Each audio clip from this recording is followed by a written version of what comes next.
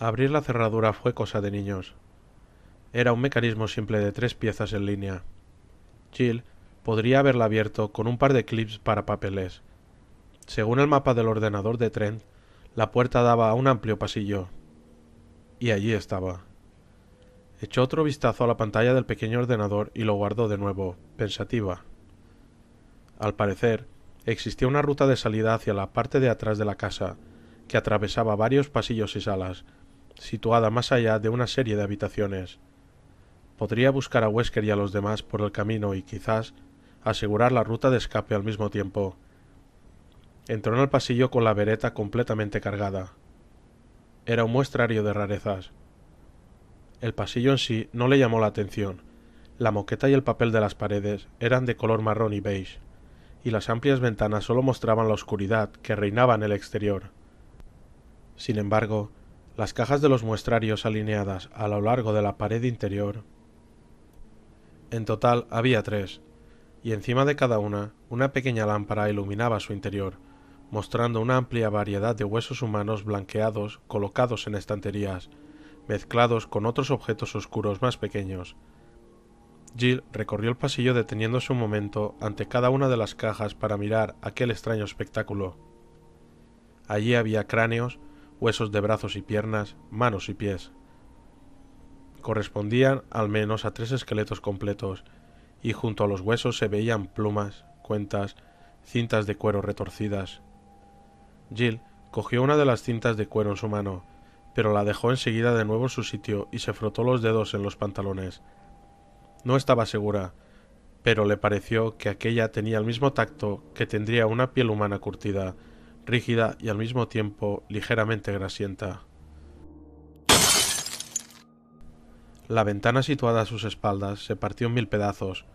Una silueta ágil y musculosa saltó al pasillo gruñendo y arqueando las mandíbulas. Era uno de los perros mutantes asesinos, con los ojos tan rojos como su goteante cuerpo. Se deslizó directamente hacia ella, y sus dientes relucieron con el mismo brillo peligroso que el cristal de la destrozada ventana que todavía estaba cayendo al suelo. Jill se metió entre 2 de las cajas y abrió fuego. El ángulo de disparo fue demasiado bajo, y la bala se estrelló contra el suelo de madera, haciendo saltar astillas que no detuvieron al perro, que se abalanzó de un salto contra ella, lanzando un ronco gruñido. La golpeó en las piernas y la aplastó dolorosamente contra la pared, abriendo las mandíbulas para arrancarle la carne. El olor de la carne descompuesta la envolvió mientras disparaba una y otra vez, apenas consciente de que estaba gimiendo de miedo y asco, un sonido tan gutural y primitivo como los de los feroces y a la vez moribundos aullidos procedentes de aquella abominación perruna. La quinta bala, disparada directamente contra el pecho del animal, lo lanzó hacia atrás. La criatura se derrumbó en el suelo con un quejido lastimoso casi de cachorro, mientras los borbotones de sangre manchaban la alfombra. Jill mantuvo la pistola apuntando contra la forma inmóvil en el suelo mientras aspiraba grandes bocanadas de aire. Las patas del perro se estremecieron de repente, y sus grandes garras desgarraron la húmeda y roja alfombra antes de quedarse definitivamente inmóviles. Jill se relajó al reconocer aquel movimiento como un espasmo de muerte. La vida había abandonado aquel cuerpo. Ella tenía varios morados, pero el perro estaba definitivamente muerto. Se quitó el flequillo de delante de los ojos y se agachó al lado de la criatura. Se fijó en especial en la extraña y visible musculatura y en sus enormes fauces. La carrera hacia la casa había sido demasiado confusa, y además prácticamente en la oscuridad, como para ver realmente bien el aspecto de los seres que habían matado a Joseph. Sin embargo, a la luz del pasillo, la primera impresión que había tenido no cambió en absoluto. Parecía un perro despellejado.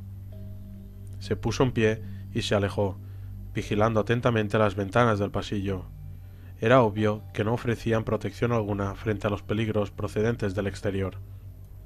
El pasillo giraba bruscamente a la izquierda, y Jill se apresuró a llegar allí, pasando a la carrera al lado de los demás muestrarios macabros que decoraban toda la pared interior de aquel pasillo. La puerta que había al extremo del pasillo no estaba cerrada con llave. daba entrada a otro pasillo, menos iluminado que el anterior, pero también menos tétrico. El neutro papel de pared de color verde grisáceo solo estaba cubierto por pinturas de escenas campestres y paisajes rurales. No había nada asqueroso o siniestro en aquel lugar. La primera puerta a la derecha sí estaba cerrada con llave. En la placa de la cerradura vio que había grabada una armadura. Jill recordó algo que había leído en el ordenador de bolsillo, algo relativo a unas llaves de caballero, pero pensó que era mejor dejarlo a un lado por el momento. Según el mapa de Trent, al otro lado había una habitación que no llevaba a ningún lado. Además, si Wesker había pasado por allí, se supone que no iba a dejar puertas cerradas con llave a su espalda. Bien, también supusiste que Chris no desaparecería. No supongas nada en absoluto en un lugar como este. La siguiente puerta que intentó abrir daba a un pequeño cuarto de baño con una decoración antigua, con detalles como un ventilador de techo y una bañera con 4 patas. No se veían señales de que alguien lo hubiera utilizado recientemente. Se quedó allí en pie por un momento, en la pequeña habitación de olor rancio, respirando profundamente y sintiendo los efectos posteriores de la descarga de adrenalina del pasillo. Mientras crecía, había aprendido a disfrutar de la sensación de peligro, de la emoción de entrar y salir de sitios desconocidos solo con la ayuda de un puñado de utensilios y su propio ingenio para mantenerse a salvo. Aquella sensación se había ido desvaneciendo desde que había ingresado en los Stars. Perdida en la rutina diaria de reuniones de información y entrenamiento con armas, ahora había regresado, inesperada pero bienvenida. No podía engañarse a sí misma sobre la pura alegría que a menudo sentía después de enfrentarse a la muerte y salir ilesa. Se sentía bien, se sentía viva. Bueno, no comencemos la fiesta todavía, le recordó su mente sarcásticamente. ¿O has olvidado que a los Stars se los están comiendo vivos en este agujero infernal? Jill retrocedió hasta el silencioso pasillo y dobló otra esquina, preguntándose si Barry había encontrado a Chris y si uno de los dos se habría encontrado con alguno de los Bravo. Sentía que disponía de una ventaja al tener aquel mapa, y decidió que en cuanto tuviera asegurada la ruta de escape, volvería a la sala principal y esperaría a Barry. Entre los dos podrían efectuar una búsqueda más minuciosa y rápida con el mapa de Trent. El pasillo acababa en 2 puertas situadas una enfrente de otra. La que ella buscaba era la que estaba a su derecha. Probó a abrirla y se vio recompensada por el clic del pomo que hacía girar el pestillo. Entró en una sala oscura y vio a uno de los zombis. Era una silueta pálida y ominosa situada a unos 3 metros de la puerta. La criatura comenzó a dirigirse hacia ella mientras levantaba el arma, emitiendo unos suaves quejidos de hambre con sus podridos labios.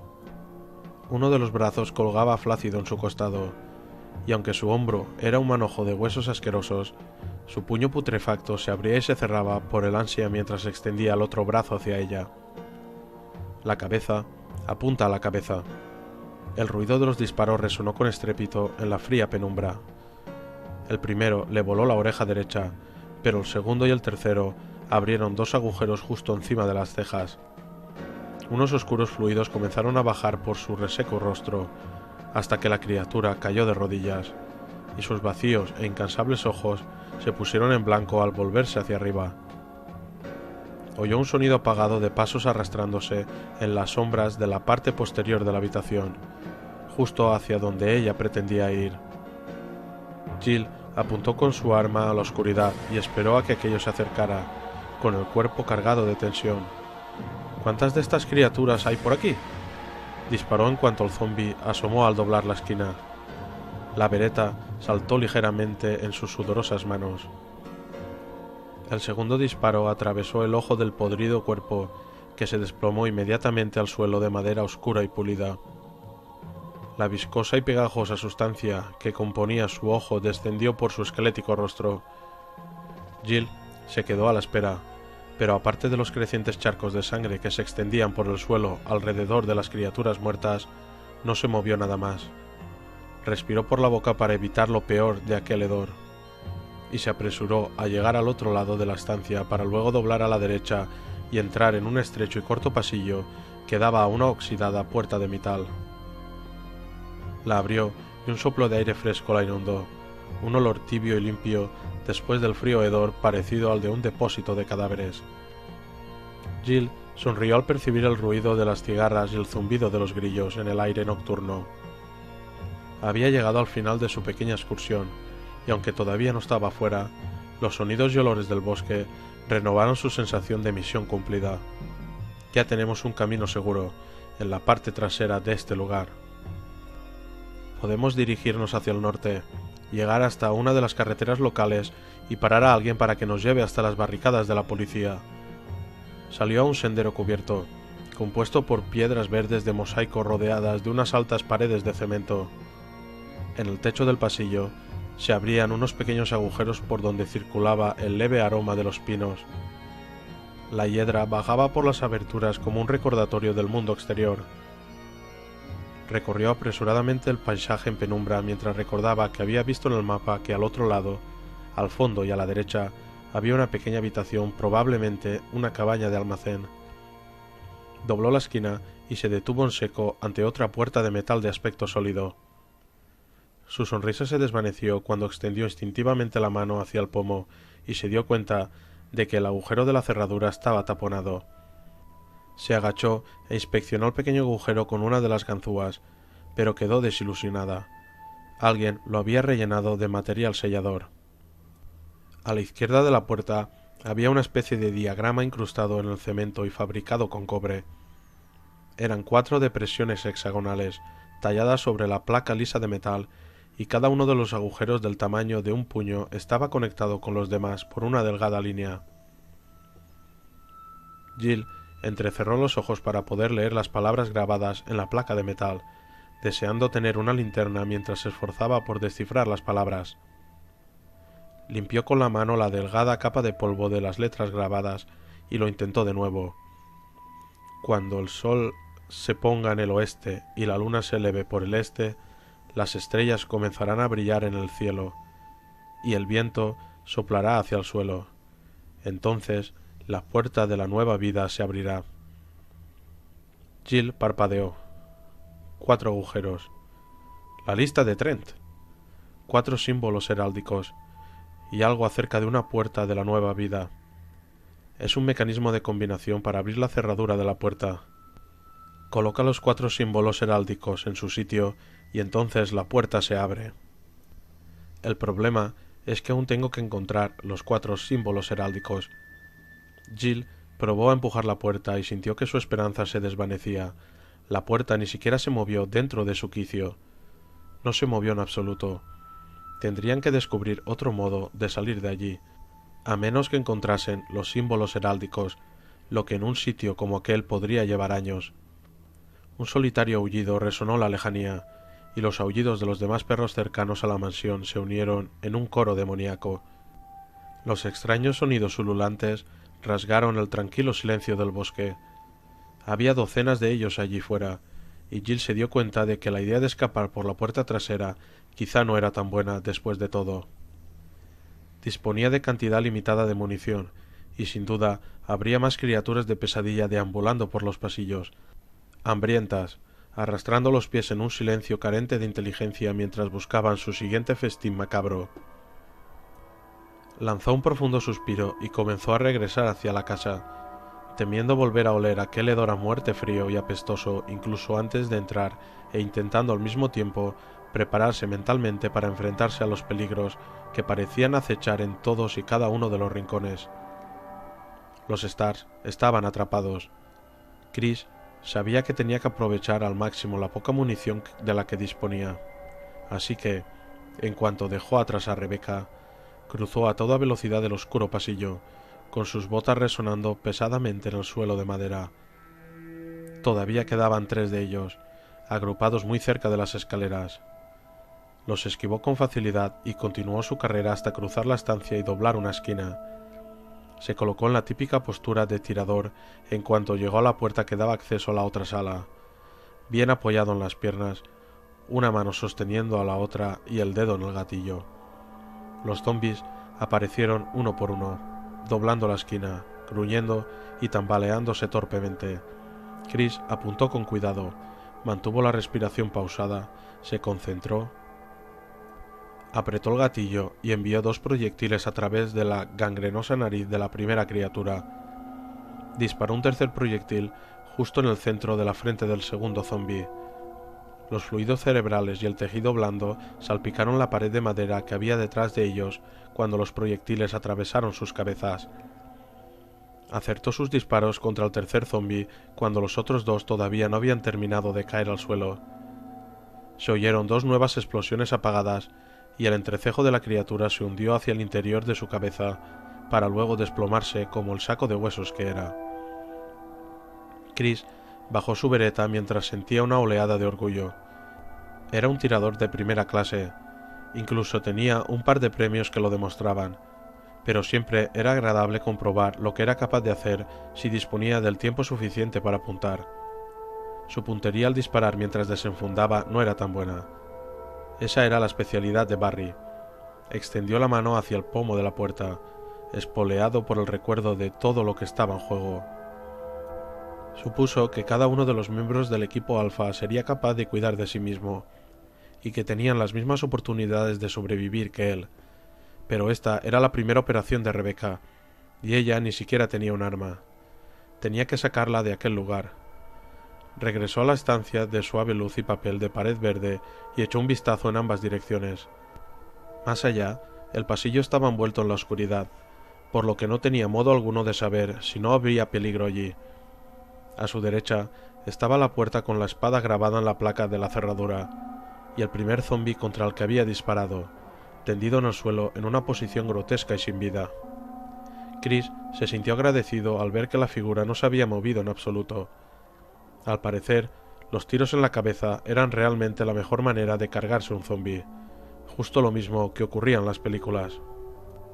Chris se dirigió hacia la puerta en cuestión, mientras apuntaba con su pistola a la derecha, luego a la izquierda y de nuevo a la derecha. Ya había tenido suficientes sorpresas por un día. Tras comprobar que no había nadie en la pequeña abertura que había enfrente de la puerta, sacó la pequeña llave y la introdujo en la cerradura. Giró sin problemas.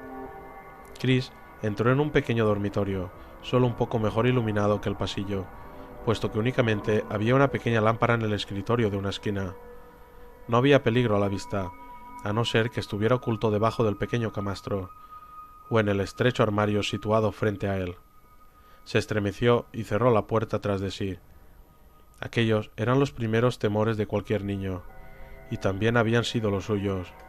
Monstruos en el armario y seres que se ocultaban bajo la cama, a la espera de algún niño imprudente al que agarrar por el tobillo. «Oye, ¿cuántos años tienes ahora?» Chris se quitó de la mente aquellos temores producidos por los nervios y se avergonzó de sus desvaríos imaginativos.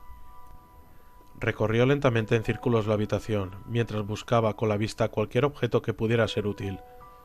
No había ninguna otra puerta ni nada semejante que llevara de regreso a la sala principal, pero quizá podía encontrar un arma mejor para Rebecca que el bote de insecticida. Aparte de una mesa de madera de roble y una estantería con libros, en la habitación solo había una pequeña cama sin tender y una mesa escritorio. Le echó un rápido vistazo a los libros, luego pasó de los pies de la cama a la mesa escritorio. Había un cuaderno al lado de la lámpara, y aunque el escritorio estaba cubierto por una capa de polvo, era evidente que alguien había utilizado el diario hacía relativamente poco. Chris lo tomó intrigado y lo abrió por las últimas páginas. Quizás encontraba una pista sobre lo que estaba ocurriendo. Se sentó en el borde de la cama y comenzó a leer. 9 de mayo, 1998. He jugado al póker esta noche con Scout y alias de seguridad, y con Steve de investigación. Steve ha ganado una pasta, pero creo que hacía trampas. Cabrón. Chris sonrió ligeramente al leer aquello. Pasó a la siguiente anotación, y la sonrisa se le heló en los labios, y su corazón perdió un latido. 10 de mayo 1998. Uno de los jefazos me ha encargado que me ocupe de un nuevo experimento. Tiene todo el aspecto de un gorila despellejado. Las instrucciones sobre su alimentación especifican que se le den animales vivos. Cuando le metí en la jaula un cerdo, pareció que la criatura se ponía a jugar con él. Le arrancó las extremidades una por una y lo despanzurró antes de ponerse realmente a comer. ¿Experimento?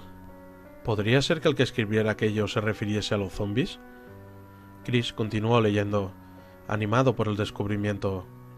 Era obvio que el diario pertenecía a alguien que trabajaba allí, lo que significaba que el encubrimiento de los casos iba más allá de lo que él mismo imaginaba. 11 de mayo, 1998. Scott me despertó alrededor de las 5 de la mañana. Me acojonó vivo. Llevaba puesto uno de los trajes protectores que parecen un traje espacial. Me entregó otro igual y me ordenó que me lo pusiera. Me dijo que se había producido un accidente en el laboratorio subterráneo. Sabía que pasaría algo así. Esos capullos de investigación jamás descansan, ni siquiera de noche. 12 de mayo, 1998. He llevado el maldito traje espacial desde ayer. La piel se me está poniendo rasposa y me pica todo el cuerpo. Los puñeteros perros me han mirado de una forma muy rara hoy, así que he decidido no darles de comer. Que se jodan. 13 de mayo, 1998. He ido a la enfermería porque tengo la espalda hinchada y me pica mucho. Me han puesto un gran vendaje y me han dicho que ya no hace falta que lleve el traje protector. Solo quiero dormir. 14 de mayo, 1998. Encontré otra pústula en el pie esta mañana. Acabé arrastrando el pie todo el camino hasta la jaula de los perros. Habían estado tranquilos todo el día, lo que es bastante raro. Entonces me di cuenta de que algunos de ellos se habían escapado. Si alguien lo descubre, me costará la cabeza. 15 de mayo, 1998. Mi primer día libre después de mucho tiempo y me siento hecho una mierda. Decidí ir a visitar a Nancy de todas maneras, pero los guardias me detuvieron cuando intenté salir de la mansión. Me dijeron que la compañía ha ordenado que nadie abandone el lugar. Ni siquiera puedo llamar por teléfono. Han arrancado todos los cables. ¿Qué clase de situación de mierda es esta? 16 de mayo, 1998. Se rumorea que uno de los investigadores intentó escapar ayer por la noche y fue acribillado a balazos. Siento calor en todo el cuerpo, además de picores, y me paso todo el tiempo sudando. Me he rascado un bulto del brazo y se ha desprendido todo un trozo de carne podrida. No he vomitado hasta que me he dado cuenta de que el olor me daba hambre. La escritura comenzaba a ser temblorosa. Chris dio vuelta a la página y apenas pudo entender las últimas líneas, ya que las palabras estaban colocadas casi al azar por toda la página. 19 de mayo, 1998. No fiebre, pero pica. Hambre. Comida de perros. Pica, pica. Scott, cara fea, pero mate. Sabroso. Pica. Sabroso. Las demás páginas estaban en blanco. Chris se puso en pie y se metió el diario en el chaleco mientras sus pensamientos corrían a toda velocidad. Por fin, algunas de las piezas de aquel rompecabezas comenzaban a encajar. Investigaciones secretas en una residencia secreta, un accidente en un laboratorio escondido, un virus o algún otro tipo de infección que escapó de todo control y que transformó a la gente que trabajaba allí, convirtiéndolos en muertos vivientes devoradores de carne. Y algunos de ellos lograron escapar. Los asesinatos y las desapariciones en Raccoon City comenzaron a finales de mayo, coincidiendo con los efectos del accidente. La cronología de los hechos coincidía, pero ¿qué clase de experimentos estaban efectuando exactamente aquellos investigadores y cuál era la implicación real de Umbrella en ellos? ¿Cuán implicado estaba Billy? No quería pensar en ello, pero mientras intentaba olvidarse de aquel pensamiento, se le ocurrió otro. ¿Qué pasaría si la zona todavía era contagiosa? Se apresuró a abrir la puerta, repentinamente ansioso por informar a Rebecca de lo que había descubierto. Gracias a su entrenamiento, ella sería capaz de imaginar lo que había quedado suelto por toda la mansión procedente del laboratorio secreto. Chris tragó saliva con dificultad. Puede que en ese mismo instante, tanto él como los restantes Stars estuviesen infectados.